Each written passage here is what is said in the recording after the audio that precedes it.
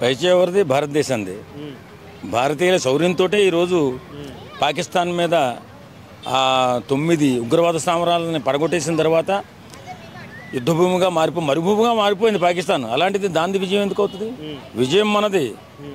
ఎందుకంటే మనం దొంగతోటగా దెబ్బ కొట్ల ధైర్యంగా ఎదురుగా పోరాటం చేసి కొట్టాం. మీకు కొట్టే దెబ్బ ఎలా ఉంటుందో నేను చూపిస్తాను రా బాబు అని చెప్పి మరీ కొట్టాం. కాబట్టి వాళ్ళు డాంబికాలు పలుపుకోవడానికి ఏం లేదండి పాకిస్తాన్. అదంతా కూడా పాకిస్తాన్ అంటే ఒక రోగ్ దేశం. అక్కడ మానవత్వం ఉన్న మనుషులు చాలా తక్కువ ఉంటారు.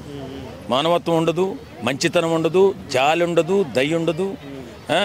నికృష్టమైన నా కొడుకులు ఎక్కడైనా ఉన్నారు అంటే ప్రపంచంలో ఒక పాకిస్తాన్ దేశంలో ఉగ్రవాదుల రూపంలో ఉంటారు. అలాంటి వ్యక్తులు మాట్లాడే మాటలు మనం పెద్దగా పట్టించుకోవాల్సిన అవసరం లేదు. ఎందుకంటే ఈరోజు మన సైన్యం, మన భారత సైన్యం అఖండ శౌర్యంతో ఈరోజు యుద్ధాన్ని ప్రారంభించింది. వాళ్ళని కొట్టరాని దెబ్బ కొట్టింది, చాలా పెద్ద దెబ్బ కొట్టింది. వాళ్ళు కోలుకోలేని దెబ్బ కొట్టింది. కాబట్టి వీళ్ళ కాళ్ళబేరానికి వచ్చి మోడీ గారితో సీజ్ ద ఫైర్ అనిపించారు. మన అమెరికా వాళ్ళు కూడా భయపడిపోయి ఎక్కడ ఆ దేశం లేకుండా పోతుందో, మన వాణిజ్యం ఎక్కడ దెబ్బతింటుందో అని అగ్రదేశాలు ఎప్పుడు కూడా ఏం ఆలోచిస్తుంటాయంటే ఫస్ట్ వాణిజ్యం కోసం ఆలోచిస్తాయి. మన అప్పు ఎక్కడ పోతుందని. లేకపోతే చరిత్ర పుటల్లో లేకుండా పోయేటటువంటి దేశం పాకిస్తాన్ దేశం. అన్ని పాపాలు చేసింది అది. ప్రపంచంలోనే ఉగ్రవాదాన్ని ఎక్కువగా పెంచి పోషించే దేశం ఏదన్నా ఉందంటే పాకిస్తాన్. అది పైపెచ్చి ఏం చెప్తుంది? మాది చాలా శాంతియుత దేశం, మేము చాలా కర్మయోగులము అని ఏదో కాకమ్మ కబుర్లు చెప్తూ ఉంటుంది. అదంతా అబద్ధం. పాకిస్తానీ దేశం ప్రపంచంలోనే పెద్ద ఉగ్రవాద దేశం ఎవరైనా ఉందంటే పాకిస్తాన్ దేశమే. ఉగ్రవాదులను తయారు చేసి ఇక్కడి నుంచి వేరే దేశాలకు పంపించి కూడా అన్ని దేశాలను ఇబ్బంది పడుతున్నటువంటి దేశం ఏదన్నా ఉందంటే ఈ రోగ్ పాకిస్తాన్ దేశం మాత్రమే. ఓకే, నరేంద్ర మోడీ గారు అమెరికా ప్రెసిడెంట్ ట్రంప్ గారి మాట వింటున్నారు, లేదంటే అమెరికాకు అమ్ముడు పోయాడని చాలా వాదనలు అనిపిస్తుంది. దీన్ని ఎలా తీసుకోవాలి? ఇప్పుడు యుద్ధం అంటే సామాన్యం కాదండి. యుద్ధం అంటే సామాన్యం కాదు. ఇప్పుడు యుద్ధం లేకుండా ఉగ్రవాదాన్ని అణిచివేయాలని మన ప్రయత్నం తప్ప ప్రజల మీద యుద్ధం కాదు కదా. అసలు యుద్ధం సీజ్ ద ఫైర్ అని మోడీ గారు ఉన్నారంటే దాని వెనకాల చాలా పరమార్థం ఉంటుంది. యుద్ధం వల్ల ఎంతమందో చనిపోతారు, ఎన్ని కుటుంబాలు సఫర్ అవుతాయి. యుద్ధం సినిమాలో జరుగుతున్నటువంటి యుద్ధాలు కాదు ఇవి. ఒక్క మనిషిని కోల్పోతే ఆ బాధ ఎలా ఉంటుందో, ఆ కుటుంబానికి ఆ దిక్కు లేకపోతే ఎలా ఉంటుందో అనేది అర్థం చేసుకుని మాట్లాడాలి. మాట్లాడే ఈ డాంబికాలు బలికే ఈ డూబ్నా కొడుకులంతా కూడా. యుద్ధం అంటే సామాన్యం కాదు. యుద్ధం అంటే మోడీ గారు చేసింది, మన ఇండియా చేసిన యుద్ధమే యుద్ధం. ఎందుకంటే మనం అణిచివేయాలనుకున్నది ఉగ్రవాదుల్ని, అంతే తప్ప ప్రజలను చంపేయాలనుకుంటే ఇప్పటికెప్పుడో చంపేసేవాళ్ళు మన వాళ్ళు. ఒక్క రోజులో నాశనం అయిపోయింది పాకిస్తాన్ దేశం. ఎందుకంటే అంత నీచమైన దౌర్భాగ్యమైన పనిచేసి 26 మంది ఆడపడుచుల నుదుట తిలకాన్ని మన సింధూరాంతుడు చేసినటువంటి వ్యక్తులు పాకిస్తానీ నీచ నికృష్ట రోగ్నా కొడుకులు ఎవరైనా ఉన్నారంటే వాళ్ళు పాకిస్తాన్ ఉగ్రవాదులు. కాబట్టి యుద్ధాన్ని ఆపారెందుకు? ఇవన్నీ సొల్లు చెప్పడం కాదు.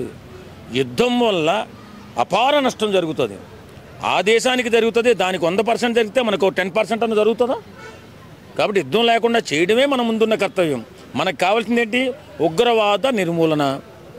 దాన్నే ప్రపోజల్ పెట్టారు ఇవాళ మనోళ్ళు. ఈ యుద్ధం మీరు ఎప్పుడైతే సంధికి వచ్చారో మీరు ఉగ్రవాదులు లేకుండా చేసుకోండి, మనం హ్యాపీగా బతుకుతామని. ఆ మాత్రం దానికి కొంతమంది ట్రోలర్స్ మాట్లాడే మాటలు, ఏ యుద్ధం లేకుండా అమెరికాకి అమ్ముడిపోయారు, చెత్త మాటలు, సన్నాసి మాటలు, నీచమైన మాటలు మాట్లాడకంటారా బాబు.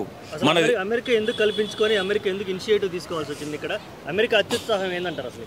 అది మన మీద ప్రేమ కాదండి, పాకిస్తాన్ మీద ఉన్నటువంటి ప్రేమ. ఎప్పుడో గత చాలా సంవత్సరాల నుంచి పాకిస్తాన్ అంటే ప్రేమ ఉంది వాళ్ళకి. కాకపోతే అలాగని పూర్తి ప్రేమ ఉన్నదని అనుకోకూడదు, కోపం కూడా ఉంది. ఎందుకంటే ఉగ్రవాదులు తయారు చేస్తున్న దేశం పాకిస్తాన్ దేశం అన్న సంగతి వాళ్ళకి తెలుసు. ఇప్పుడు పూర్తిగా మనం యుద్ధానికి దిగితే ఆ దేశాన్ని సర్వనాశనం చేసేస్తే రేపొద్దున భవిష్యత్తులో వాళ్ళకు ఉన్నటువంటి వనరులన్నీ పోతాయి. వాళ్ళకి బోల్డ్ అప్పులు ఇచ్చేసింది అమెరికా.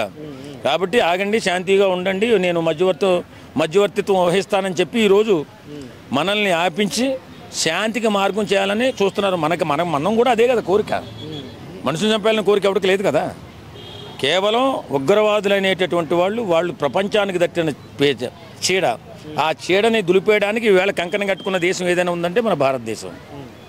అంతేకాదు చాలామంది చాలా దేశాలు ఉగ్రవాదాన్ని నిర్మూలించాలని చూసాయి, కానీ భయపడి వెనక్కి తగ్గేసి అసలు ఎవరు కూడా అరే పిల్లి మెడలో గంట ఎవడు కడతాడరా బాబు అని గత 70 ఏళ్ళ నుంచి చూస్తూ ఉన్నారు.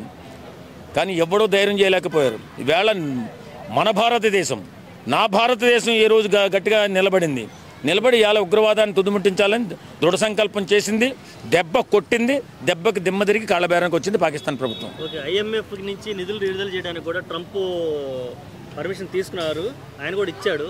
అక్కడైనా ఆపుండొచ్చు కదా ట్రంప్, ఎందుకు అసలు నిధులు విడుదల చేసి ఉంటారు?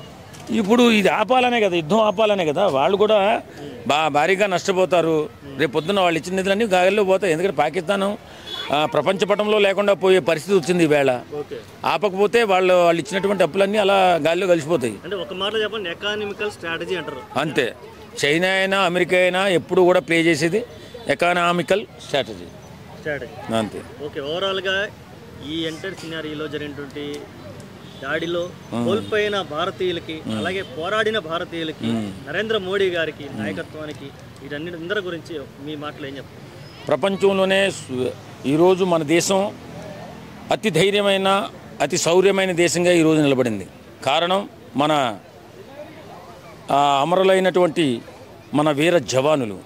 వారికి శ్రద్ధాంజలి ఘటిస్తూ ఈ ప్రపంచానికి పట్టినటువంటి ఈ చీడని తుడిచివేయడానికి ముఖ్య కారకుడైన నరేంద్ర మోడీ గారికి పాదాభివందనం చేస్తూ భారత్ మాతకి జై అని నినదిస్తూ అందరికీ కూడా శాంతితో సౌఖ్యంతో బతకాలని, జీవించాలని, ప్రతి దేశం ఆనందంగా ఉండాలని కోరుకుంటున్నటువంటి మీ భారతీయుడు. Thank you. ఓకే.